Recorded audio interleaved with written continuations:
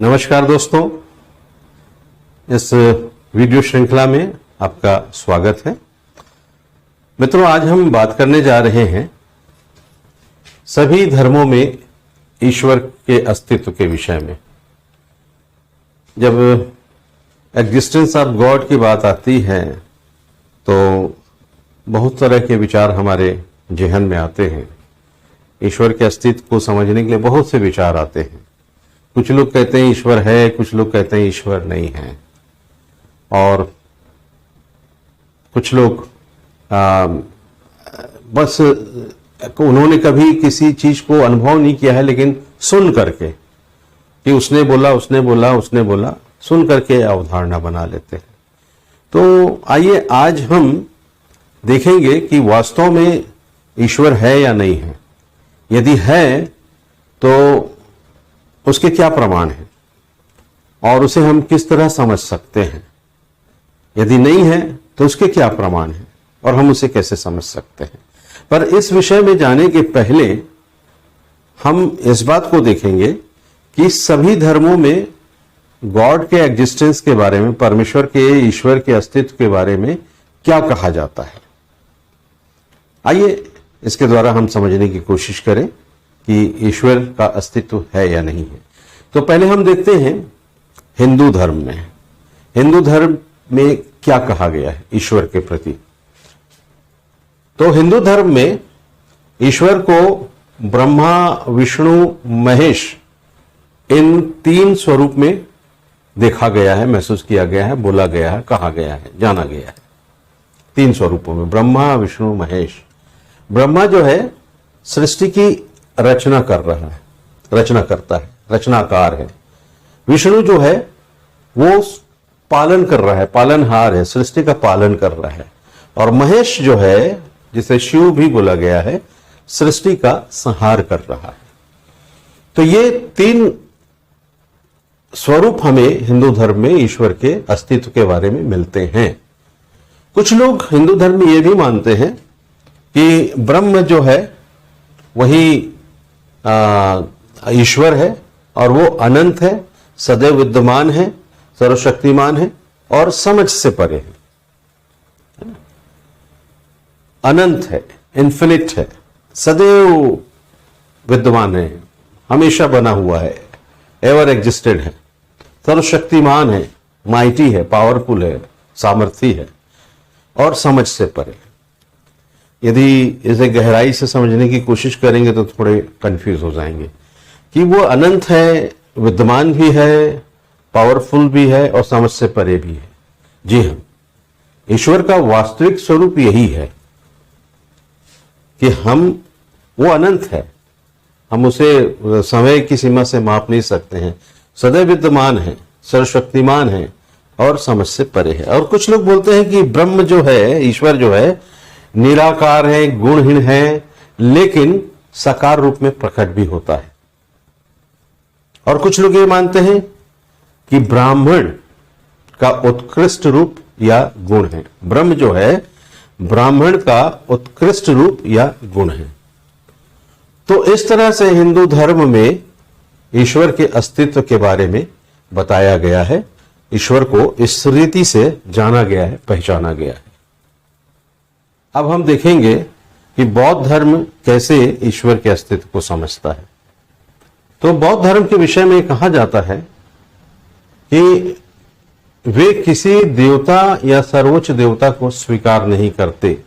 जो बौद्ध धर्म के अनुयायी हैं वो किसी देवता या सर्वोच्च देवता को स्वीकार नहीं करते। ईश्वर को स्वीकार करते हैं, लेकिन देवता या देवताओं को या सर्वोच्च देवताओं को वो स्वीकार नहीं करते। वे किस बात को स्वीकार करते हैं? वो स्वीकार करते हैं आत्मज्ञान, आंतरिक शक्ति और ज्ञान की स्थिति पर ध्यान लगाने पर विश्वास करते हैं। क्यों करते हैं इस पे? क्योंकि ध्यान लगाने से वो इस आध्यात्मिक सोपान पर पहुंचते हैं जहां उन्हें निर्वाण प्राप्त होता है। निर्वाण अर्थात मोक्ष, उन्हें मोक्ष प्राप्त होता है। हर धर्म का अल्टीमेट गोल है मोक्ष को प्राप्त करना। हर धर्म इस बात को बताता है, इस बात के लिए प्रेरित करता है कि हमें मोक्ष को प्राप्त करना है। बौद्ध धर्म में जो मोक्ष को प्राप्त करने की स्थिति है वो है ध्यान। ध्यान किस चीज पे लगाना है? आत्मज्ञान, आत्म का ज्ञान, मतलब चिंतन करना, आध्यात्मिक चिंतन करना, आंतरिक शक्ति, उस शक्ति को पहचानना और ज्ञान की स्थिति कि वो जो ज्ञान है किस तरह की का ज्ञान है, अच्छा ज्ञान है, बुरा ज्ञान है, क्या ज्ञान है, उसकी स्थिति, इस पर ध्यान लगाना। जब इस पर ध्यान लगाता है व्यक्ति तो उसे निर्वाण प्राप्त होता है। इसे आध्यात्मिक सोपान पर वो निर्वाण को प्राप्त करता है, मोक्ष को प्राप्त करता है। तो हमने देखा मित्रों कि बौद्ध धर्म किसी देवता या सर्वोच्च देवता को स्वीकार नहीं करता, लेकिन ईश्वर के एग्जिस्टेंस को स्वीकार करता है। उसको बता नहीं सकता है वो कि क्या है, वो कैसा है, लेकिन उसे वो स्वीकार करता है। मित्रों, ईश्वर के अस्तित्व के विषय में अब हम देखेंगे कि जैन धर्म क्या कहता है। हम चर्चा कर रहे हैं सभी धर्मों में ईश्वर के अस्तित्व के विषय में, तो उस विषय में जैन धर्म क्या कहता है ये देखेंगे हम। तो जैन धर्म है जो ईश्वर को निर्माता, उत्तरजीवी और विध्वंसक नहीं मानता है। जैसे हिंदू धर्म मानता है कि वो ब्रह्मा विष्णु महेश, ब्रह्मा सृष्टि करता है, विष्णु पालनहार है और महेश या शिव जो है वो संहार करने वाला है। जैन धर्म ऐसा नहीं मानता है। वो नहीं मानता है कि निर्माता है ईश्वर या उत्तरजीवी है और विध्वंसक है, वो नहीं मानता है। वो क्या कहता है? ब्रह्मांड और उसके सभी पदार्थ या संस्थाएं शाश्वत हैं, मतलब मैं और आप भी शाश्वत हैं। ईश्वर शाश्वत नहीं, मैं और आप शाश्वत हैं, है ना। ब्रह्मांड और उसके सभी पदार्थ संस्थाएं शाश्वत हैं। ब्रह्मांड अपने ब्रह्मांडी नियमों से चलता है और कुछ भी नष्ट एवं निर्मित नहीं किया जा सकता। कुछ भी नष्ट एवं निर्मित नहीं किया जा सकता, मतलब हम ना नष्ट किए जा सकते ना निर्मित किए जा सकते। हम जो हैं वो हैं, ये ऐसा इनका सोचना है। तो आखिर किस रूप में मानता है ईश्वर को? इस रूप में नहीं मानता है तो किस रूप में मानता है? एक प्राणी के रूप में मानता है। ईश्वर को निर्माता, उत्तरजीवी और विध्वंसक नहीं मानता, लेकिन एक प्राणी के रूप में मानता है कि ईश्वर एक प्राणी है। मैं और आप एक प्राणी हैं, वैसे ईश्वर भी एक प्राणी है। सो जैन धर्म में इस बात को हमें स्मरण रखना है कि वो ईश्वर को निर्माता, उत्तरजीवी और विध्वंसक नहीं मानता है, बल्कि वो एक प्राणी के रूप में मानता है।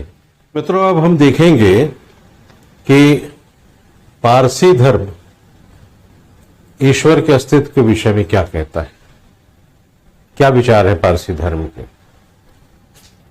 तो पारसी धर्म ईश्वर अदृश्य है ये कहता है। पारसी धर्म ईश्वर अदृश्य है ये मानता है, कहता है। और एक चीज और कहता है वो कि ईश्वर अदृश्य है और प्रकाश की ताकत और अंधेरे की ताकत, ये दो ताकत है, प्रकाश की ताकत और अंधेरे की ताकत। इन दोनों ताकतों के बीच में निरंतर युद्ध चल रहा है। युद्ध होता रहता है इन दोनों ताकतों के बीच में। अच्छे कर्म, अच्छी सोच, अच्छी बोली से प्रकाश की ताकत की जीत होती है। अच्छे कर्म, अच्छी सोच, अच्छी बोली से प्रकाश की ताकत की जीत होगी। तो उनका मानना है कि यदि हम अच्छे कर्म, अच्छी सोच, अच्छी बोली रखेंगे तो हम एक अच्छे जीवन में प्रवेश करेंगे और प्रकाश की ताकत की जीत होगी और वो जीत ईश्वर की होगी। वो जीत ईश्वर की होगी। पारसी एक ईश्वर पर विश्वास रखते, एक ही ईश्वर को मानते हैं जिसे वे अहुरा मज्जा कहते हैं, अहुरा मज्जा कहते हैं। सो इनका जो कॉन्सेप्ट है ईश्वर के अस्तित्व के प्रति कि ईश्वर अदृश्य है और एक ही ईश्वर है ना, एक ही ईश्वर है और अदृश्य है, उस पर ये विश्वास करते हैं और जिसे वे अहुरा मज्जा कहते हैं। तो दोस्तों आइए अब हम सिख धर्म में ईश्वर के अस्तित्व के बारे में क्या कहा गया है इस पर थोड़ा चिंतन करेंगे।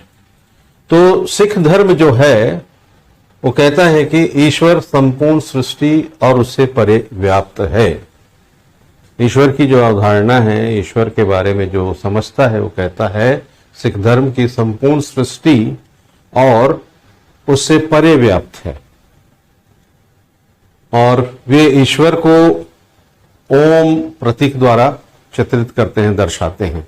हमने देखा होगा गुरुद्वारों में या उनके धर्म ग्रंथों में या फिर कैलेंडर्स वगैरह में हमने इसे देखा होगा कि ओम के द्वारा वो ईश्वर को दर्शाते हैं। उनका कहना है, मानना है कि वाहे गुरु ने, जिस ईश्वर को मानते हैं उसको वो वाहे गुरु कहते हैं। तो उस ईश्वर ने, वाहे गुरु ने ब्रह्मांड, दुनिया और उसके भीतर हर जीव का निर्माण किया है। और एक बात और कहते हैं कि दुनिया के अस्तित्व में आने से पहले केवल वाहे गुरु थे। दुनिया के अस्तित्व में आने के पहले केवल वाहे गुरु थे। वाहे गुरु की इच्छा या हुक्म के द्वारा ही सृष्टि का निर्माण हुआ है। वाहे गुरु की इच्छा या हुक्म के द्वारा ही सृष्टि का निर्माण हुआ है। सो दोस्तों, ये सिख धर्म ईश्वर के अस्तित्व के बारे में इस तरह विचार रखता है कि ब्रह्मांड और दुनिया और उसके भीतर जितने भी जीव पाए जाते हैं उसका उसने निर्माण किया है और दुनिया के अस्तित्व में आने के पहले वाहे गुरु थे और वाहे गुरु की इच्छा के अनुसार ही इस सृष्टि का निर्माण हुआ है। सो ये सिख धर्म की ईश्वर के प्रति एक धारणा। दोस्तों अब आइए देखते हैं कि इस्लाम धर्म में ईश्वर के अस्तित्व की क्या धारणा है, वो कैसे ईश्वर के अस्तित्व को समझता है, कैसे ईश्वर को समझता है। तो इस्लाम धर्म जो है वो ईश्वर को अल्लाह कहता है। तो अल्लाह ने इस संसार की सृष्टि की है। जैसे अन्य धर्म मानते हैं वैसे भी मानता है कि अल्लाह ने इस संसार की सृष्टि की है। और तीन बातें मुख्यतः वो अपने विश्वास में मानता है कि मतलब ईश्वर के प्रति जो उसका विश्वास है उसकी धारणा पे वो तीन बातों को मानता है। क्या कहता है? पहली बात कि इस संसार की सृष्टि की है, हर एक चीज और घटना पर उसी का नियंत्रण है। मतलब जो भी चीज है, जो भी घटना पूर्व में घटी है, वर्तमान में घटी है, घट रही है या आने वाले समय में घटेगी, इन सब बातों का नियंत्रण उसी के हाथ में है। वो सब कुछ जानता है, सब कुछ उसी के पास है। ये उनका ईश्वर के प्रति विश्वास है। और दूसरी बात, संसार की सृष्टि की है, लेकिन इस संसार की सृष्टि में इंसान को एक मकसद के लिए बनाया है। इंसान को एक खास मकसद के लिए बनाया है कि वह जिंदगी भर किसी और की नहीं, केवल उसकी इबादत करे, केवल उसकी इबादत करे। और तीसरी बात जो वो ईश्वर के प्रति विश्वास में मानता है कि एक दिन आएगा जब वह सभी को अपने सामने एकत्र करेगा और उसके कर्मों के अनुसार फल देगा, जिसे वो कयामत का दिन कहते हैं। तो ये तीन बातें उनके ईश्वर के प्रति विश्वास में पाई जाती हैं और उनका विश्वास है कि अल्लाह ने इस संसार की सृष्टि की है। सो ये उनका एक ईश्वर के प्रति कैसे वो जानते हैं, कैसे समझते हैं, ये विचार थे। दोस्तों आइए अब देखेंगे कि यहूदी धर्म ईश्वर के अस्तित्व के बारे में क्या कहता है। कैसे मानता है ईश्वर के अस्तित्व को।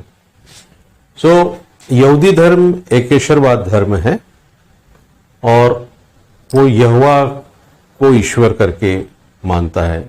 जिसे ईश्वर मानता है उसे वो यहोवा बोलता है, यहोवा पुकारता है। तो यहोवा ने ही सृष्टि की रचना की है, उसका ऐसा विश्वास है।